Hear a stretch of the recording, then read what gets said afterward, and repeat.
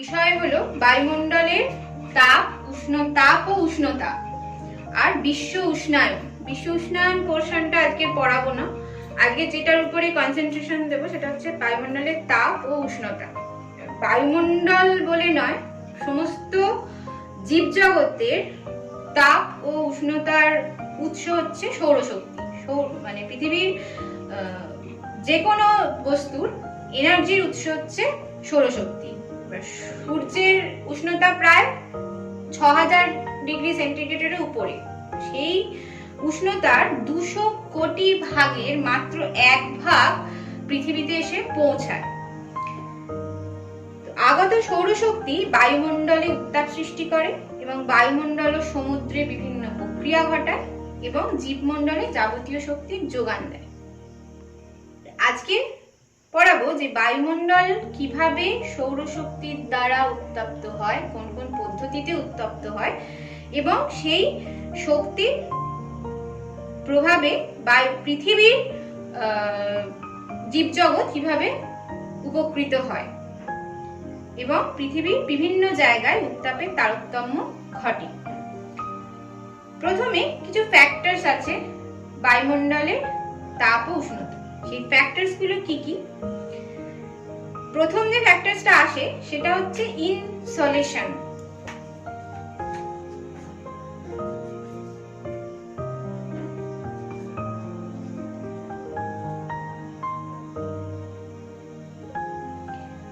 Insolation কি?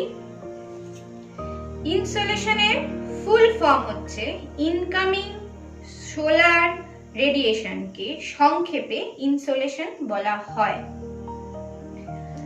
Incoming মানে যেটা আসছে, সোলার রেডিয়েশন মানে হচ্ছে সৌর বিকিরণ। সূর্যের বহিঃপৃষ্ঠের তাপমাত্রা হচ্ছে প্রায় 6000 ডিগ্রি সেন্টিগ্রেড, যেটা প্রথমেই বললাম।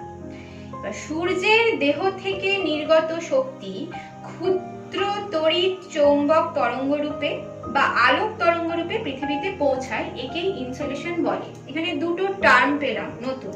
একটা হচ্ছে ক্ষুদ্র তরঙ্গ। পৃথিবীতে অনেক রকমের তরঙ্গ হয়, আলোক তরঙ্গ, শব্দ তরঙ্গ। তার মধ্যে সেই তরঙ্গের টাইপ আছে। সেই টাইপটা কি? একটা হয় ক্ষুদ্র তরঙ্গ, একটা হচ্ছে দীর্ঘ তরঙ্গ। ক্ষুদ্র তরঙ্গ কি? ক্ষুদ্র তরঙ্গ অনেকটা এরকম হয়, যেখানে দুটো তরঙ্গের মধ্যে ডিফারেন্স কম হয়। আর দীর্ঘ তরঙ্গ হচ্ছে যেখানে দুটো তরঙ্গের মধ্যে দৈর্ঘ্য বেশি হয়। এর মধ্যে যেটা শর্ট ওয়েভ মানে ক্ষুদ্র তরঙ্গ, এই অপেক্ষাকৃত শক্তিশালী হয়।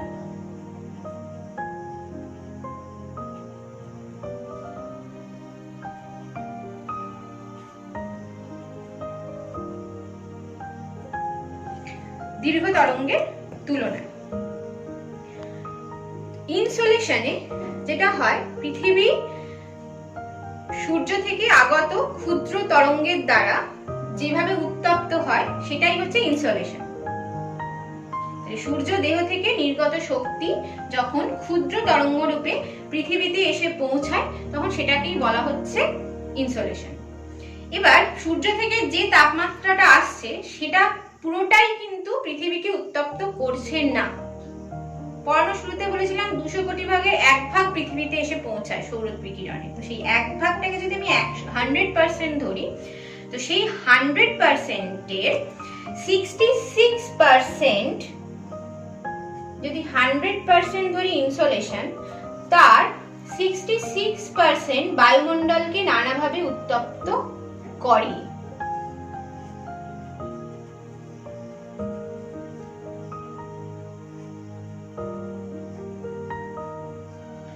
বাকি যে 34% সেটা কোনোভাবে পৃথিবীকে উত্তপ্ত না করে মহাশূন্যে ফিরে যায়।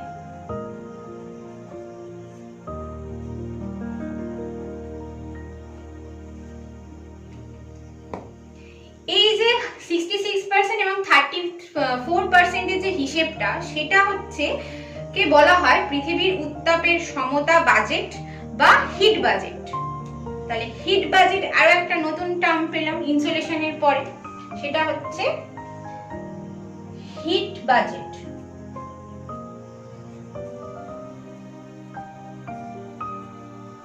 হিট বাজেট বা তাপ বাজেট। বাজেটে কি হয়? বাজেট হচ্ছে সঞ্চয় আর খরচার হিসেব হচ্ছে বাজেট। সেরকমই বায়ুমণ্ডলের বা সূর্য থেকে আগত যে শক্তি, সেই শক্তির হিসেবটা হচ্ছে বাজেট। সেটা কি হচ্ছে? সৌরশক্তি পৃথিবীতে যখন আসছে ক্ষুদ্র তরঙ্গ রূপে পৃথিবী পৃষ্ঠ ও বায়ুমণ্ডলে পৌঁছায়, তার দীর্ঘ তরঙ্গ রূপে পুনঃবিকিরিত হয়ে আবার মহাশূন্যে ফিরে যায়। এর ফলে পৃথিবীতে উষ্ণতার ভারসাম্য দেখা যায়। একে পৃথিবীর উত্তাপের সমতা বা তাপ বাজেট বলা হয়। এই যে 66% পৃথিবীকে নানাভাবে উত্তপ্ত করছে, এটা কিন্তু পৃথিবীর মধ্যে থাকে না, এটা আবার মহাশূন্যে ফিরে যায়। পৃথিবীর বায়ুমণ্ডলকে, ভূপৃষ্ঠকে নানাভাবে উত্তপ্ত করার পর আবার ফিরে যায় কিভাবে? না, দীর্ঘ তরঙ্গ রূপে ফিরে যায়। অর্থাৎ সূর্যরশ্মি ক্ষুদ্র তরঙ্গ রূপে পৃথিবীতে এসে পৌঁছায়, সেটা অপেক্ষাকৃত বেশি শক্তিশালী এবং বেশি উত্তপ্ত, মানে বেশি শক্তিশালী মানে বেশি উষ্ণতম।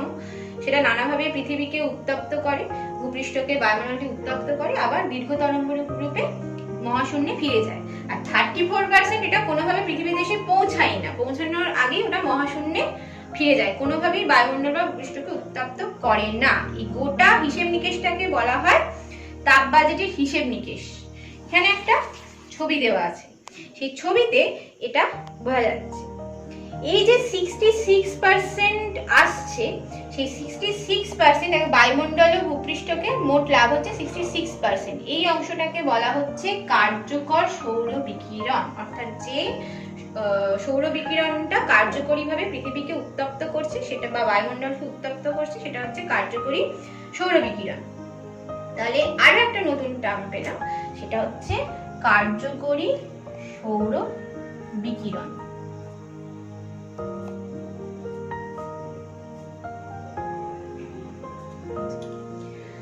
কার্যকরী সৌর বিকিরণ কাকে বলছে? সূর্য থেকে আগত মোট শক্তিকে যদি আমরা 100% ধরি, তাহলে 66%, তার মধ্যে 15% বায়ুমণ্ডল ও মেঘ দ্বারা শোষিত হয়, 3% ওজোন গ্যাস বা মেঘ দ্বারা শোষিত হয়, আর 48% ভূপৃষ্ঠ দ্বারা শোষিত হয়। এই পুরো পোরশনটা হচ্ছে 66%। এইকে বলা হয় কার্যকর সৌর বিকিরণ। এর দ্বারাই পৃথিবী এবং বায়ুমণ্ডল উত্তপ্ত হয়।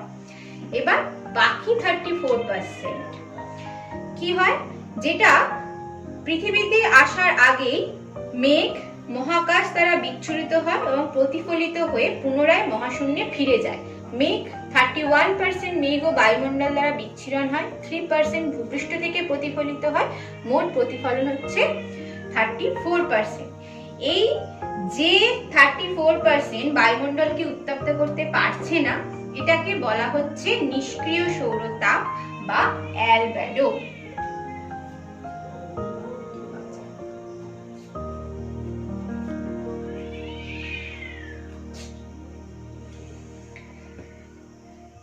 তাহলে আমরা এখানে 4টে পয়েন্ট পেলাম। এক হচ্ছে ইনসোলেশন। ইনসোলেশন হচ্ছে এটা, এই পুরো 12টা যদি আমরা সাম আপ করি, তাহলে এখানে 4টে পয়েন্ট পেলাম বায়ুমণ্ডলের তাপ সম্পর্কিত। ইনসোলেশন হচ্ছে সূর্য থেকে যে পরিমাণ তাপটা পৃথিবীতে এসে পৌঁছাচ্ছে, তাকে ইনসোলেশন বলা হচ্ছে। ইনসোলেশনের মধ্যে 100% যদি ধরি ইনসোলেশন হচ্ছে, তার 66% বায়ুমণ্ডলকে উত্তপ্ত করছে, বাকি 34% কোনরূপ বায়ুমণ্ডলকে উত্তপ্ত না করে মহাশূন্যে ফিরে যাচ্ছে, এবং সেটা ক্ষুদ্র তরঙ্গ রূপে পৃথিবীতে আসছে এবং দীর্ঘ তরঙ্গ রূপে পৃথিবী থেকে ফিরে যাচ্ছে মহাশূন্যে। এই টোটাল প্রক্রিয়াটাকে বলা হচ্ছে হিট বাজেট বা তাপ বাজেট। থার্ড হচ্ছে এই 66% যে পৃথিবীকে নানাভাবে উত্তপ্ত করছে, বায়ুমণ্ডলকে উত্তপ্ত করছে, এই 66% কে বলা হচ্ছে কার্যকরী সৌর বিকিরণ। আর যেটা, যে উষ্ণতাটা বা যে শক্তিটা কোনোভাবেই বায়ুমণ্ডল বা পৃষ্ঠকে উত্তপ্ত করছে না, পৃথিবী থেকে প্রতিফলিত হয়ে মহাশূন্যে ফিরে যাচ্ছে, সেটাকে বলা হচ্ছে অ্যালবেডো। এই 4টি খুবই ইম্পর্টেন্ট ফ্যাক্টর, এবং এখান থেকে খুব সম্ভাবনা 2 নম্বরের কোয়েশ্চেন আসার বা টিকা হিসাবে পড়ায়। এই 4টি খুব ইম্পর্টেন্ট। এবারে যেটা আসছে সেটা হচ্ছে এই যে 66% পৃথিবীতে এসে কার্যকরী সৌর বিকিরণ, সেটা কিভাবে কার্যকরী হচ্ছে বায়ুমণ্ডল। বায়ুমণ্ডল উত্তপ্ত হওয়ার মূলত 4টে পদ্ধতি আছে। এই পদ্ধতিগুলোর সাথে পদার্থবিদ্যার একটি সম্পর্ক আছে। কি কি পদ্ধতি? বিকিরণ, পরিবহন, পরিচলন। এই মেইনলি এই 3টে পদ্ধতিতে বায়ুমণ্ডল উত্তপ্ত হয়। এছাড়া আছে অ্যাডভেকেশন, প্রত্যক্ষ সৌরতাপ শোষণ, আর লিনতাপ। তবে মেইনলি প্রধান 3টে হচ্ছে বিকিরণ, পরিবহন আর পরিচলন। বিকিরণ কি হতে পারে? যে খুব সিম্পল হচ্ছে বিকিরণ, যেটা হচ্ছে না যে সূর্যরশ্মি ক্ষুদ্র তড়িৎচুম্বক তরঙ্গরূপে বায়ুস্তর ভেদ করে পৃথিবীতে এসে পৌঁছায় এবং পৃথিবী পৃষ্ঠ তাপ শোষণ করে উত্তপ্ত হয়। উত্তপ্ত ভূপৃষ্ঠ বৃহৎ তরঙ্গরূপে তাপ বিকিরণ করে এবং বায়ুমণ্ডলের ধূলিকণা ও গ্যাস সেই তাপকে শোষণ করে বায়ুমণ্ডলকে উত্তপ্ত করে, সেটা হচ্ছে বিকিরণ। যখন সৌরকিরণ বায়ুমণ্ডল ভেদ করে পৃথিবীতে এসে পৌঁছাচ্ছে, তখন কিন্তু যখন তরঙ্গ রূপে আসে বায়ুমণ্ডল ভেদ করে, সে কিন্তু বায়ুমণ্ডলকে সরাসরি উত্তপ্ত করতে পারে না। বায়ুমণ্ডলকে উত্তপ্ত করার জন্য সৌর বিকিরণ সবার প্রথমে ভূপৃষ্ঠ উত্তপ্ত হয়। ভূপৃষ্ঠ উত্তপ্ত হওয়ার পরে ভূপৃষ্ঠ সংলগ্ন যে বায়ুস্তর, আমরা একটু আগের পড়ায় ফিরে যাই, ট্রোপোস্ফিয়ারে ধূলিকণা এবং জলীয় বাষ্পের অবস্থান। এই জলীয় বাষ্প, ধূলিকণা, এই বিভিন্ন বায়ুমণ্ডলীয় উপাদানগুলো, বিভিন্ন গ্যাস এই ভূপৃষ্ঠ থেকে বিকিরিত তাপকে শোষণ করে এবং বায়ুমণ্ডলকে উত্তপ্ত করে। বিকিরণ হচ্ছে সৌরশক্তি সরাসরি ভূপৃষ্ঠকে উত্তপ্ত করছে এবং ভূপৃষ্ঠ সংলগ্ন বায়ুস্তর ভূপৃষ্ঠ থেকে তাপ প্রবাহিত হয়ে বা ভূপৃষ্ঠ লাগোয়া বলে যে স্তরটা আছে সেই স্তরকে উত্তপ্ত করছে বায়ুমণ্ডলীয় বিভিন্ন উপাদানগুলোর দ্বারা। এটা হচ্ছে মোটামুটি বিকিরণ। নেক্সট যে পদ্ধতিটা হচ্ছে সেটা হচ্ছে পরিবহন। পরিবহন কি? এই যে বায়ুমণ্ডলীয় উপাদানগুলি একে অপরের সংস্পর্শে আসছে, সে কি করছে না পাশাপাশি অণুর সংস্পর্শের মাধ্যমে উষ্ণতার অপসারণ প্রক্রিয়াকে পরিবহন বলে। একটা অণু থেকে অপর অণুতে তাপ ট্রান্সফার হচ্ছে। এই পদ্ধতিতে বায়বীয় কণার মাধ্যমে তাপের সঞ্চালন ঘটে। এটা হচ্ছে পরিবহন। পরিবহন মানে এক জায়গা থেকে অন্য জায়গায় জিনিসকে ট্রান্সফার করা। নেক্সট যে পদ্ধতিটা সেটা হচ্ছে পরিচলন। পরিচলন পদ্ধতি কি? পরিচলন পদ্ধতি হচ্ছে আমাদের বাড়িতে চায়ের জল গরম করার মতো। চায়ের জল, যে কোনো জল গরম যে পদ্ধতিতে হয় সেটাই হচ্ছে পরিচলন পদ্ধতি। পরিচলন পদ্ধতিতে কি হচ্ছে না, উষ্ণতার প্রভাবে ভূপৃষ্ঠ সংলগ্ন যে বায়ুস্তর আছে সেটা উত্তপ্ত হচ্ছে এবং প্রসারিত হচ্ছে এবং হালকা হচ্ছে, এবং হালকা হওয়ার ফলে কি হচ্ছে সেটা ক্রমশ ঊর্ধ্বমুখী হয়ে থাকে। এটা খুব নর্মাল ফিজিক্সের নিয়ম যে হালকা বস্তু সে সবসময় ঊর্ধ্বমুখী হয় আর ভারী বস্তু সবসময় নিচের দিকে নামে।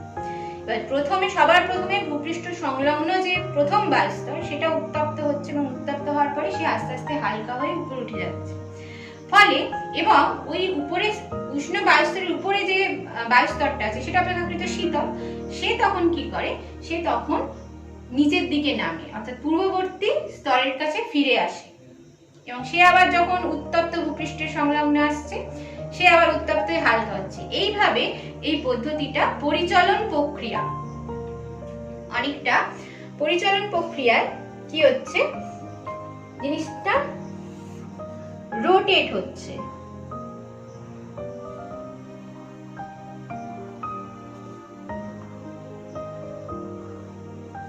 এটা হচ্ছে উত্তপ্ত ভূপৃষ্ঠ।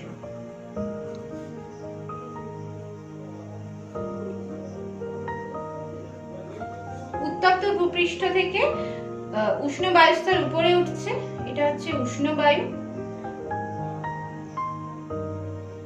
এবং এ হচ্ছে শীতল বায়ু। শীতল বায়ু নিচে নেমে উষ্ণ হয়ে আবার উপরে উঠছে। এই প্রক্রিয়াটা চলতে থাকছে, এটাকে বলা হচ্ছে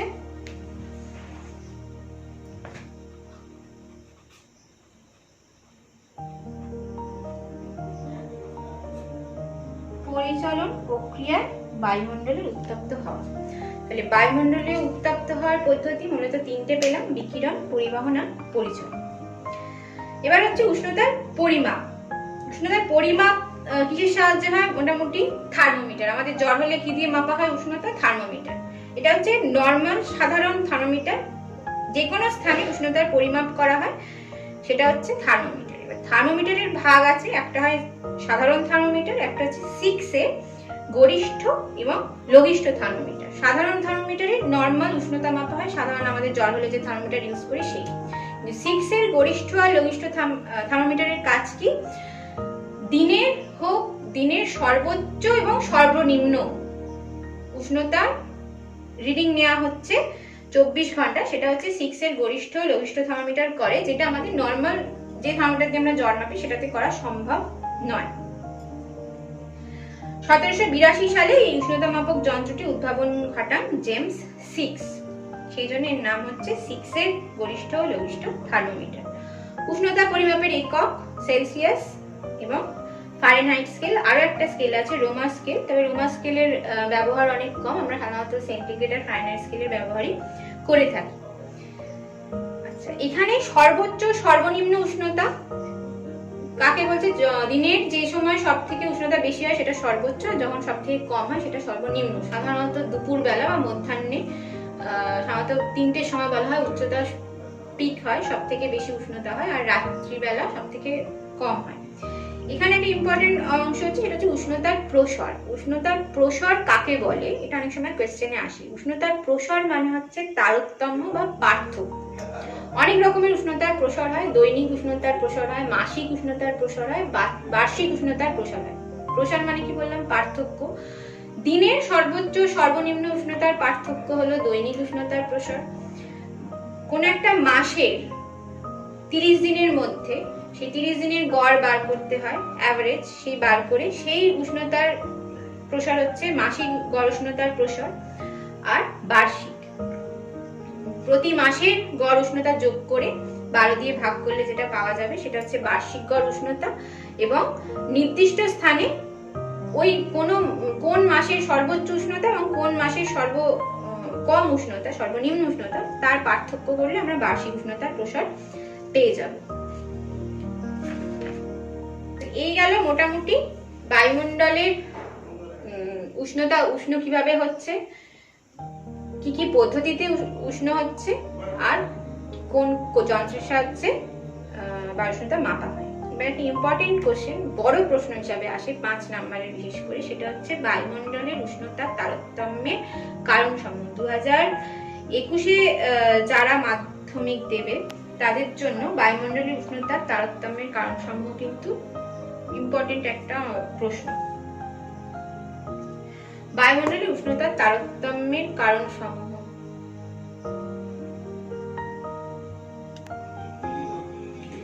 বায়ুমণ্ডলের উষ্ণতার তারতম্যের কারণ সমূহ খুব ইম্পর্টেন্ট একটা প্রশ্ন।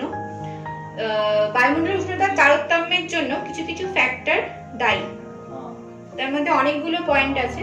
তার মধ্যে প্রধান, যদি বড় প্রশ্ন আসে, যে কোনো 3টে পয়েন্ট একটু ডিটেলসে আলোচনা করতে হবে বা লিখতে হবে, তারপরের পয়েন্টগুলো অল্প আলোচনা করে নাম লিখলে 5 নম্বরের কোয়েশ্চেনে উত্তর, 5 নম্বর কোয়েশ্চেনের জন্য ঠিক আছে, উত্তর হিসেবে ঠিক আছে। আমাদের প্রধান 3টে পয়েন্ট, যে 3টে, সেটা হচ্ছে, ফার্স্ট পয়েন্ট হচ্ছে অক্ষাংশগত তারতম্য, সেকেন্ড হচ্ছে উচ্চতার পার্থক্য, থার্ড হচ্ছে পর্বতের অবস্থান ও ভূমির ঢাল, ফোর্থ হচ্ছে স্থলভাগ ও জলভাগের বন্টন।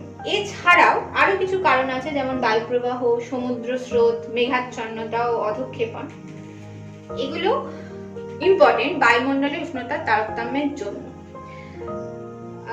প্রথম যে পয়েন্টটা আসে সেটা হচ্ছে অক্ষাংশগত তারতম্য।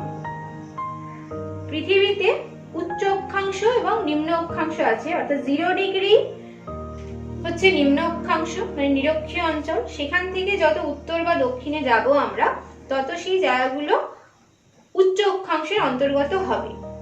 এবার অক্ষাংশের সঙ্গে কিভাবে উষ্ণতার তারতম্য জড়িত, তার মধ্যে 2টো পয়েন্ট আছে। একটা হচ্ছে সূর্যরশ্মির পতন কোণের তারতম্য, সেকেন্ড হচ্ছে দিন রাত্রির দৈর্ঘ্যের হ্রাস বৃদ্ধির জন্য কিভাবে উষ্ণতার তারতম্য হচ্ছে। সূর্যরশ্মির পতন কোণ, সূর্যরশ্মির পতন কোণ মানে হচ্ছে সূর্যরশ্মি 3 ভাবে পতিত হয় ভূপৃষ্ঠে। এক হচ্ছে লম্বভাবে, সেকেন্ড হচ্ছে তির্যক ভাবে, আর হচ্ছে অতি তির্যক ভাবে।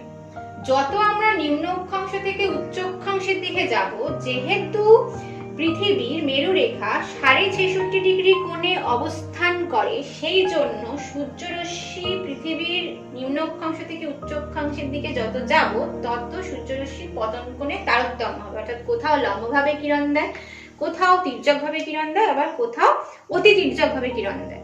এই কোথাও গুলো অ্যাকচুয়ালি যত আমরা নিম্ন থেকে উচ্চ অক্ষাংশের দিকে যাব তত তির্যকতার পরিমাণ বাড়তে থাকবে। যেমন নিম্ন অক্ষাংশে অর্থাৎ 0 ডিগ্রি অক্ষাংশে বা 0 ডিগ্রির আশেপাশে সূর্যরশ্মি লম্বভাবে কিরণ দেয়। খুব স্বাভাবিকভাবে যেখানে সূর্যরশ্মি লম্বভাবে কিরণ দেবে মানে সেখানে উষ্ণতা বেশি পাবে। যত সূর্যরশ্মি তির্যকভাবে পড়তে থাকবে তত কিন্তু উষ্ণতার পরিমাণ কমতে থাকবে। অর্থাৎ এর থেকে বোঝা যাচ্ছে যে যত আমরা উচ্চ অক্ষাংশের দিকে যাব তত কিন্তু উষ্ণতার পরিমাণ কমবে, স্বাভাবিক ব্যাপার। তাহলে সূর্যরশ্মির পতন কোণের উপর ডিপেন্ড করে পৃথিবীর উষ্ণতা তারতম্য হচ্ছে নিম্ন অক্ষাংশ থেকে উচ্চ অক্ষাংশের দিকে যত আমরা যাচ্ছি। আরেকটা ইম্পর্টেন্ট পয়েন্ট হচ্ছে এর মধ্যে অক্ষাংশগত পার্থক্যের মধ্যে যেটা পড়ছে সেটা হচ্ছে দিন রাত্রি দৈর্ঘ্যের হ্রাস বৃদ্ধি। আমরা জানি যে পরিক্রমণ গতির জন্য আর আবর্তন গতির যেমন জন্য পৃথিবীতে দিন রাত্রি হয়, কিন্তু দিন রাত্রির হ্রাস বৃদ্ধি ঘটে কিন্তু পৃথিবীর পরিক্রমণ গতির জন্য। সেই পরিক্রমণ গতি দেখেছি আমরা নিরক্ষীয় অঞ্চলে দিন রাত্রির দৈর্ঘ্যের হ্রাস বা বৃদ্ধি কম, মোটামুটি সারা বছরই 12 ঘন্টা দিন 12 ঘন্টা রাত্রি পড়ে। একটু আগে আমরা পড়েছি যে সূর্যরশ্মি ক্ষুদ্র তরঙ্গ রূপে পৃথিবীতে আসে এবং বৃহৎ তরঙ্গ রূপে পৃথিবী থেকে ফিরে যায়। ফলে যে পরিমাণ সূর্যরশ্মি পৃথিবীতে আসছে সেই পরিমাণ সূর্যরশ্মি আবার মহাশূন্যে ফিরে যাচ্ছে। যেহেতু 12 ঘন্টা দিন আর 12 ঘন্টা রাত্রি, 12 ঘন্টা দিনে প্রাপ্ত উষ্ণতা কিন্তু 12 ঘন্টা রাত্রিতে বিকিরিত হয়ে যাচ্ছে। ফলে উত্তাপের যে সমতার যে বাজেটটা সেটা জিরো, সেটা নিয়ে কোনো ডেফিসিয়েন্সি থাকছে না। ফলে তার ফলে কি হচ্ছে, ওখানে হারার সময় মোটামুটি উষ্ণতা বেশিই থাকছে। আর যত আমরা উচ্চ অক্ষাংশের দিকে যাব তত দেখব দিন রাত্রি দৈর্ঘ্যের হ্রাস বৃদ্ধি কিন্তু বেশি হচ্ছে। মধ্য অক্ষাংশে মাঝারি, উচ্চ অক্ষাংশে খুব বেশি দিন ও রাত্রের দৈর্ঘ্যের হ্রাস বৃদ্ধি। তাহলে অক্ষাংশগত তারতম্যের মধ্যে দুটো পয়েন্ট পড়ছে, সূর্যরশ্মির পতন কোণ আর দিন রাত্রির দৈর্ঘ্যের হ্রাস বৃদ্ধি। দুটো কারণের জন্য কিন্তু পৃথিবীর বিভিন্ন জায়গায় উষ্ণতার তারতম্য ঘটে, বিশেষত নিম্ন অক্ষাংশ থেকে উচ্চ অক্ষাংশের দিকে যেতে। নেক্সট যে পয়েন্টটা উচ্চতা। আমরা যদি কেউ পাহাড় বা পর্বতে বেড়াতে যাই তাহলে আমরা বুঝতে পারবো, আমরা যদি সমতল থেকে পর্বতে বেড়াতে যাই তাহলে বুঝতে পারবো সমতলে যে উষ্ণতা আমরা অনুভব করছি, যত আমরা উপর উঠবো তত আমাদের ঠান্ডা লাগতে আরম্ভ করবে। এখানে আসছে আবার আমরা আগে ফিরে যাচ্ছি বায়ুমণ্ডলের স্তর ভেদে। ট্রোপোস্ফিয়ারে যখন আমরা পড়েছিলাম তখন আমরা খুব ইম্পর্টেন্ট একটা পোর্শন পড়েছিলাম যে ট্রোপোস্ফিয়ারে উচ্চতা বৃদ্ধির সাথে সাথে উষ্ণতা কমে। সেই উষ্ণতা কমার হারটা কি ছিল, যেটা আমরা ল্যাব স্টেট পড়েছিলাম, 1000 মিটার উচ্চতায় 6.4 ডিগ্রি সেন্টিগ্রেড করে উষ্ণতা কমে। খুব স্বাভাবিকভাবে যত আমরা ভূপৃষ্ঠ থেকে উপরে উঠবো তত উষ্ণতা কিন্তু কমতে থাকবে। তাহলে উচ্চতার একটা ভূমিকা রয়েছে।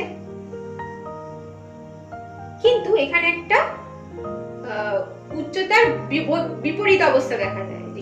কি হয় না, অনেক সময় দেখা যায় ট্রোপোস্ফিয়ারে উচ্চতা বাড়লেও উষ্ণতা বাড়ছে না, উষ্ণতা বেড়ে যাচ্ছে, উষ্ণতা কমছে না, বরং পর্বতের পাদদেশে উষ্ণতা বেশি, যত আমরা উষ্ণতা কম, যত আমরা পর্বতের উপরে থাকবো তত উষ্ণতা বাড়ছে। এই অংশটাকে বলা হয় বৈপরীত্য উষ্ণতা। বৈপরীত্য উষ্ণতা মানে বিপরীত অবস্থা। আমরা জানি ট্রোপোস্ফিয়ারে উচ্চতা বাড়লে উষ্ণতা কমে, কিন্তু বৈপরীত্য উষ্ণতায় কি দেখবো, তার উল্টোটা। ওই জন্যই নাম হচ্ছে বিপরীত। অর্থাৎ উচ্চতা বাড়লে উষ্ণতা বাড়ারও উদাহরণ আছে। সেটা কোথায় দেখা যায়, মূলত কিছু পার্বত্য অঞ্চলে, বিশেষ করে নাতিশীতোষ্ণ অঞ্চল, যেগুলো পৃথিবীর নাতিশীতোষ্ণ মানে যেখানে না খুব বেশি উষ্ণতা বা না খুব বেশি ঠান্ডা, সাধারণত নাতিশীতোষ্ণ অঞ্চলে যে পার্বত্য অঞ্চলগুলো আছে সেখানে মূলত উষ্ণতার এই বিপরীত অবস্থা দেখতে পাওয়া যায়। সেটা দুটো কারণে হয়। একটা হয় ক্যাটাবেটিক বায়ু আর একটা হয় অ্যানাবেটিক বায়ু। ক্যাটাবেটিক বায়ু হচ্ছে যে বায়ুটা পর্বতের ঢাল বেয়ে নিচে নামছে, এটা হচ্ছে মূলত শীতল বায়ু। আর অ্যানাবেটিক বায়ু হচ্ছে ঊর্ধ্বমুখী বায়ু, যেটা পর্বতের ঢাল বেয়ে উপর দিকে উঠছে, সেটা হচ্ছে অ্যানাবেটিক বায়ু। আচ্ছা, শীতল বায়ুটা কি হচ্ছে না, অনেক সময় কি হচ্ছে, উচ্চতা বাড়লে উষ্ণতা না কমলে সেটা হচ্ছে উষ্ণতার বৈপরীত্য। কি কি কারণে হয়? নাতিশীতোষ্ণ অঞ্চলের পার্বত্য উপত্যকার উচ্চ অংশে শীতল ও বাতাস ভারী হয়ে গিয়ে অনেক সময় ঢাল বেয়ে পর্বতের উপত্যকার দিকে নেমে আসতে থাকে, এরকম পোর্শনে নেমে আসতে থাকে ভারী বাতাস। ফলে এই পোর্শনটা পর্বতের উপত্যকার মধ্যে হঠাৎ করে বাতাস খুব ঠান্ডা হয়ে যায়।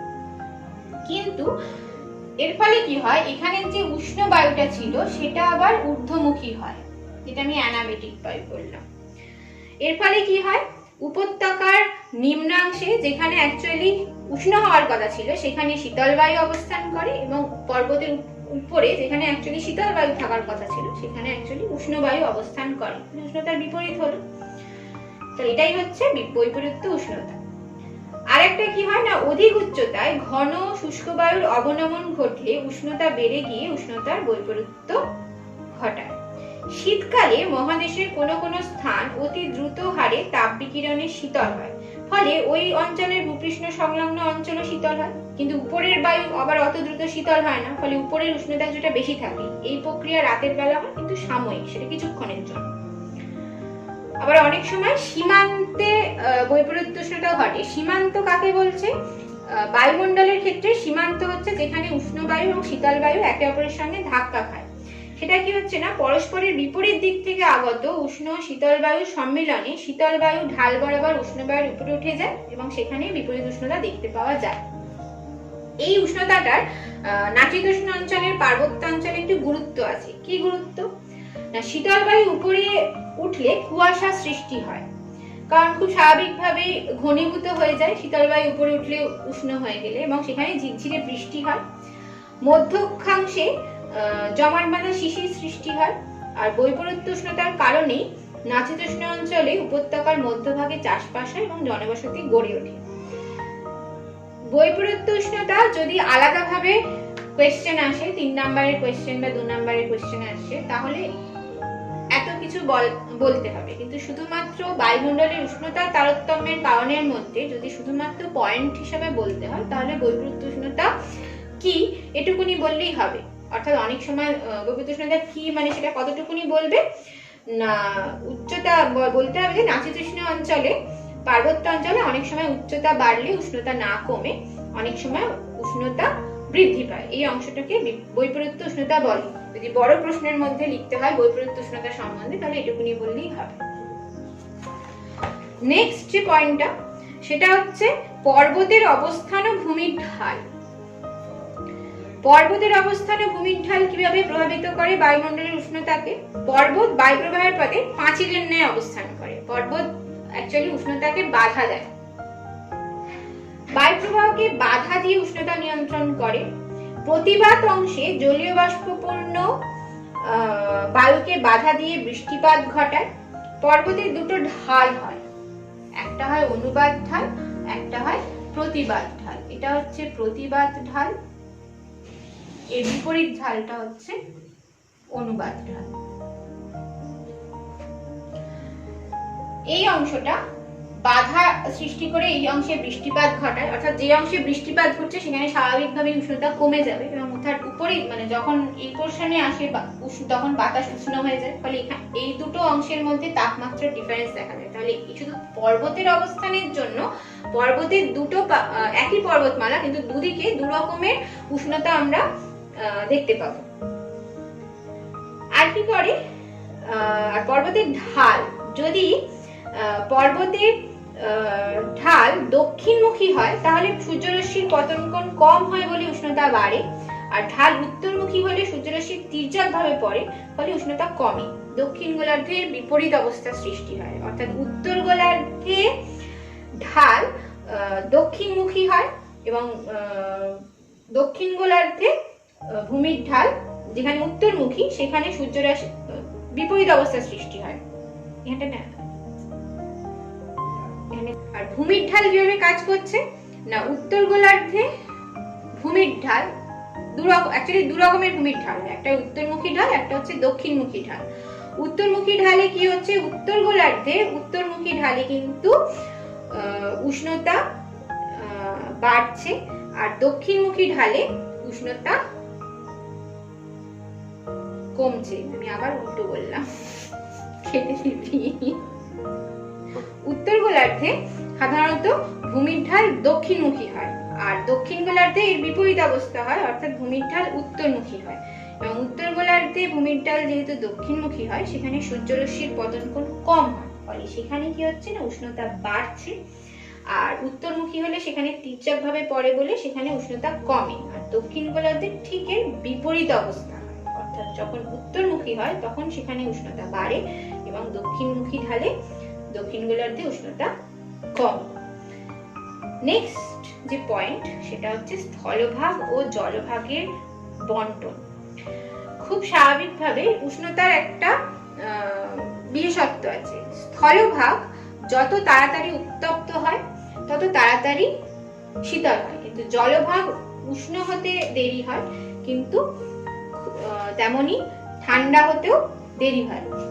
তার ফলে কি হচ্ছে, পৃথিবীর যেখানে যেখানে জলভাগের পরিমাণ বেশি সেখানে কিন্তু উষ্ণতার তারতম্য বেশি, আর যেখানে স্থলভাগের পরিমাণ বেশি সেখানেও কিন্তু উষ্ণতার স্থলভাগ আর জলভাগের মধ্যে আমরা উষ্ণতার তারতম্য দেখতে পাবো।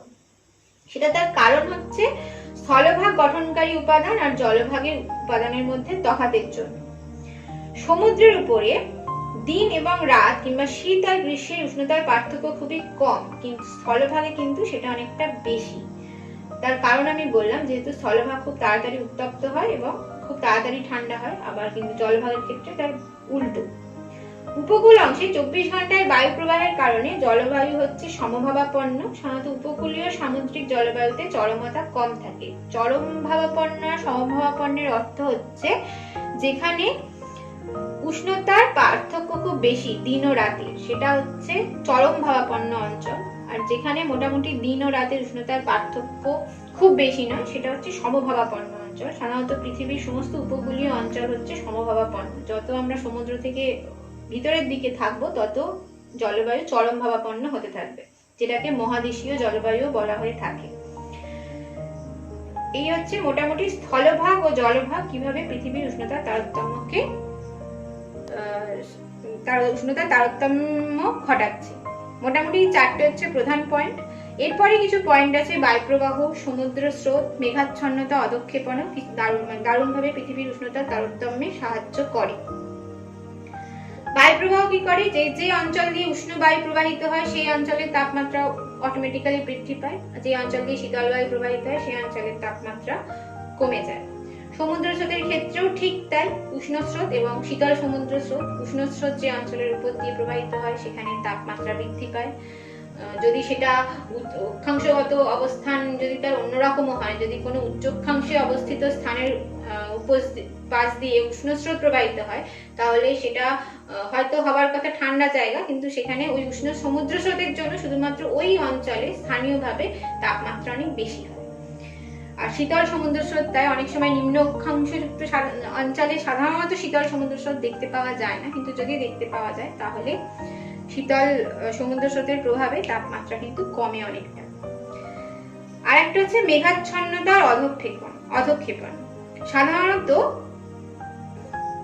মেঘ মুক্ত আকাশে থাকলে সেখানে উষ্ণতা কমে যায়, কিন্তু মেঘাচ্ছন্ন আকাশে যদি থাকে তাহলে কিন্তু উষ্ণতা বাড়ে। অনেক সময় শীতকালে দেখা যাবে যে মেঘাচ্ছন্ন দিনের তাপমাত্রা অনেক বেশি মেঘমুক্ত দিনের থেকে। তার কারণ হচ্ছে যে দীর্ঘ তরঙ্গ রূপে সূর্যরশ্মি পৃথিবীতে মহাশূন্যে ফিরে যায়, মেঘ থাকার জন্য মেঘ সেটাকে আটকে দেয়, ফলে স্বাভাবিকভাবেই পৃথিবী পৃষ্ঠের তাপমাত্রা বাড়ে। সেই জন্য শীতকালে যেদিন আকাশে মেঘে ঢাকা থাকে সেদিন অন্য দিনের তুলনায় কিন্তু ঠান্ডা কম পড়ে। তার কারণ হচ্ছে মেঘ ফিরে যাওয়া সৌর তাপকে পৃথিবী পৃষ্ঠের মধ্যে আটকে রাখে। স্বাভাবিক উদ্ভিদের কিছুটা ভূমিকা আছে, মৃত্তিকারও কিছুটা ভূমিকা আছে, আর নগরায়ন আর শিল্পায়নেরও ভূমিকা আছে ভূপৃষ্ঠের উষ্ণতার তারতম্য ঘটানোয়। যে অঞ্চলে গাছপালা বেশি সেখানে খুব স্বাভাবিকভাবেই উষ্ণতা কম হবে। সেই জন্য সবসময় আমাদের বলা হয় যে গাছ বসাও, বৃক্ষরোপণ করো, তার কারণ গাছের একটা ভূমিকা আছে সৌরশক্তিকে অ্যাবজর্ব করা। মৃত্তিকা, এক এক জায়গায় মৃত্তিকা এক এক রকম। খুব স্বাভাবিকভাবে মরুভূমির উষ্ণতা আর সমতল ভূমির উষ্ণতা নিশ্চয়ই এক হবে না, কারণ সমতলে এক একটা মাটির সৌরশক্তি ধারণ করার ক্ষমতা এক এক রকম। মরু অঞ্চলে সাধারণত বালি মৃত্তিকা, যে মৃত্তিকাতে বালির পরিমাণ বেশি সে খুব তাড়াতাড়ি উত্তপ্ত হয়, আবার খুব তাড়াতাড়ি ঠান্ডা হয়, সেটা একটা ফ্যাক্টর উষ্ণতার তারতম্যের জন্য। আবার আমাদের কাদা মাটি বা পলি মৃত্তিকা তুলনামূলক ঠান্ডা। নগরায়ন আর শিল্পায়ন খুব ইম্পর্টেন্ট একটা পয়েন্ট। যাই হোক না কেন, অক্ষাংশের তারতম্য, উচ্চতার তারতম্য, পর্বতের অবস্থান, এগুলো সবই হচ্ছে প্রাকৃতিক কারণ। নগরায়ন ও শিল্পায়ন হচ্ছে মনুষ্য সৃষ্ট কারণ, যে কারণে পৃথিবীর উষ্ণতার তারতম্য ঘটছে। দুটো পাশাপাশি শহর, যেখানে কলকারখানা অনেক বেশি আর যেখানে কলকারখানা নেই, দুটো পাশাপাশি শহর সে একই অক্ষাংশে অবস্থিত হতে পারে, একই হাইটে অবস্থিত হতে পারে, কিন্তু তাদের উষ্ণতার বিস্তর তফাৎ লক্ষ্য করতে পাওয়া যায়। কারণ যত বেশি যানবাহন বাড়বে, যত বেশি শিল্প স্থাপন হবে, তত বেশি উষ্ণতা কিন্তু বৃদ্ধি পাবে। এই হচ্ছে মোটামুটি বায়ুমণ্ডলের উষ্ণতার তারতম্যের কারণ।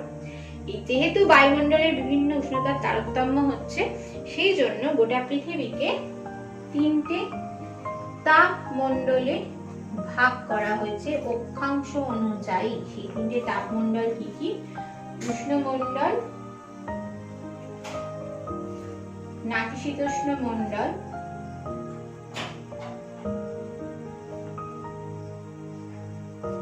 আর হচ্ছে হিমমণ্ডল।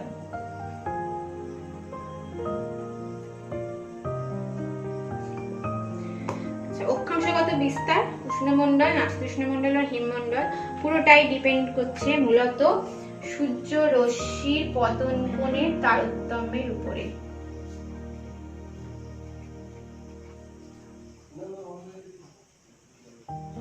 সূর্য রশ্মির পতন কোণের তারতম্যের জন্য পৃথিবীকে তিনটে তাপমণ্ডলে ভাগ করা হয়।